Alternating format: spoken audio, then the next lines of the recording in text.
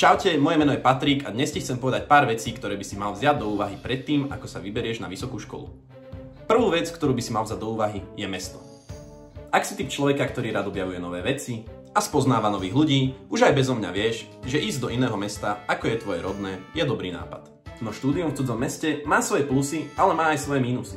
Plusy. Osamostatníš sa, spoznáš novú kultúru, dospieš a naučíš sa byť schopný. Mínusy. Veľkým mínusom je v prvom rade bývanie. Prvou možnosťou je intrak. Ten si síce vieš dovoliť, ale za to budeš hodený do izby o výmere 10 m2 s dvoma ďalšími ľuďmi. O intrakoch v Bratislave natočím celé video, lebo to je fakt hrozné. Možnosť druhá je ísť na byt alebo privát, nájsť si samostatnú izbu. Síce ťa to bude stať viacej, ale za ten pokoj to naozaj stojí. No v prvom ročníku by som ti odporučil skúsiť si intrak, skúsiť čo to je. Je tam niekedy sranda, sú tam diskotéky. Hlavne nezabudni, že bývanie je dôležité a musíš si ho vyriešiť v predstihu. Nechceš predsa skončiť na ulici alebo dochádzať. Druhý faktor, ktorý musíš vziať do vedomia, je odbor.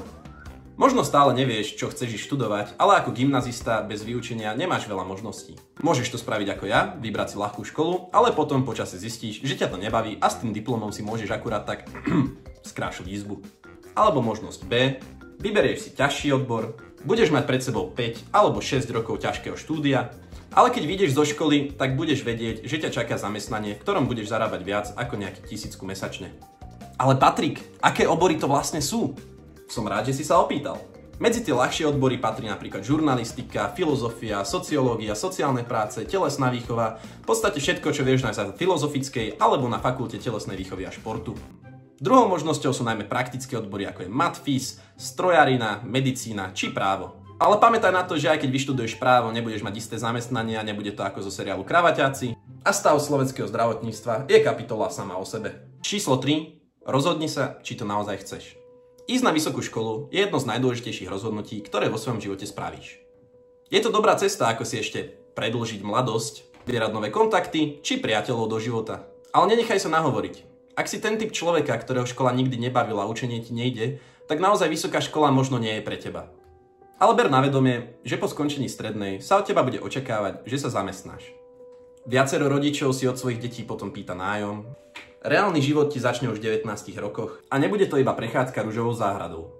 Mám veľa kamošov, ktorí na výšku vôbec nešli, alebo sa na to vykašľali po prvom semestri, a.k.a. DVD, čo znamená do Vianoc doma. Ale za to žijú dobré životy a zatiaľ čo ja iba končím vysokú školu, oni už majú čo to našetrené a čo to o živote zistené.